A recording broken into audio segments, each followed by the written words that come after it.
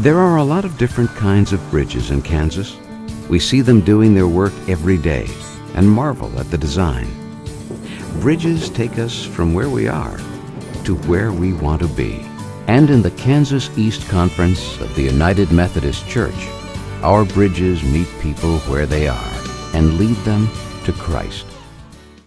Camp Chippewa is a holy place because I think it provides a real encounter with creation. Howard Johnson has been coming to Camp Chippewa since he was in junior high school. He even met his wife here.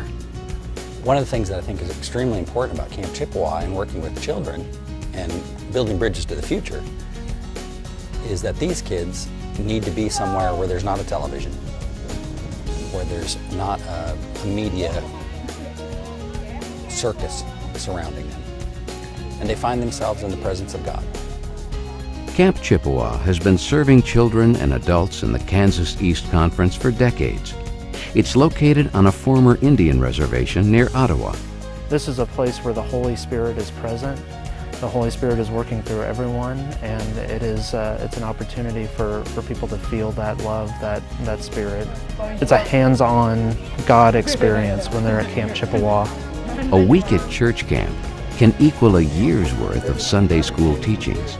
Chippewa is church to me. People here really do care about you, even though they just met you yesterday. But they really do care about you, and they accept you for who you are and will love you no matter what. Nestled in the arms of God's creation, kids make good friends and see positive role models.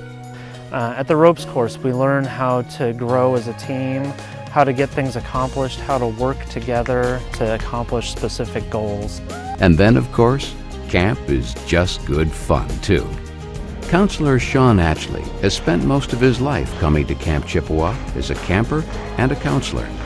Camp Chippewa has become a second home for me, and I want for all of our campers to feel at home when they're at Camp Chippewa.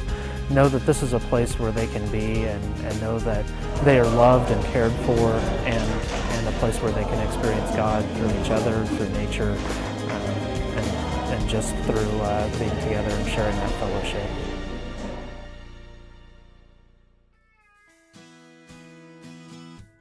Stephanie Seth believes that the United Methodist Campus Ministry program literally saved her life and her faith.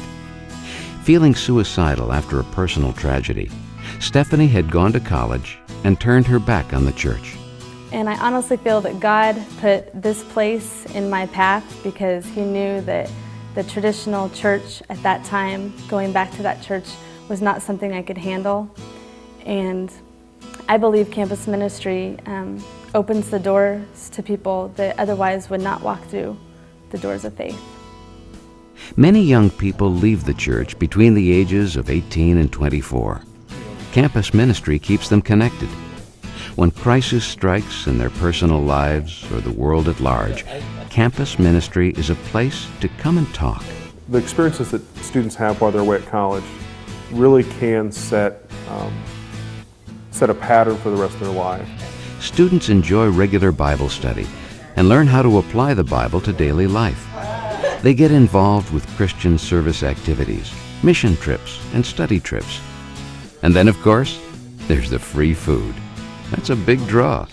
A popular component of campus ministry is the opportunity to prepare meals together and enjoy the fellowship. I was invited to help sell pumpkins. That's how Morgan Whitaker got involved with campus ministry.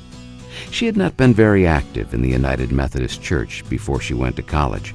Now, she's a student pastor and going to seminary. I would have to say that campus ministry changed my life in just about every way possible. I was headed to college to go to law school and become a lawyer. And it was through the experiences I had in campus ministry, the activities I got involved with, the people I met, that I really began to understand my call to ministry. For others, campus ministry creates the confidence to go to their local church and make a difference. And so our hope is that whether they were connected with the United Methodist Church before they came away to college or they became connected while they were here, that when they go out into the world that they'll have a faith life that's active and that they'll be active in their local churches. And so a lot of times I like to say to folks that we work hard at making good lay people. The United Methodist Church in Kansas supports campus ministry programs at 7 state schools. Although you live in the East Conference, your children may very well be going to school in the West. The statewide approach ensures they're being cared for. Campus ministry is one of the most vital bridges to the future for the Kansas East Conference. A healthy church is one that makes itself available for God to use to transform the world. And the United Methodist Church is changing to reflect the world in the 21st century. There are almost 700 United Methodist churches across Kansas, more churches than post offices. A major part of the Capital Campaign is devoted to strengthening our existing churches, establishing a center for church leadership, sponsoring small membership church events, and giving pastors more support.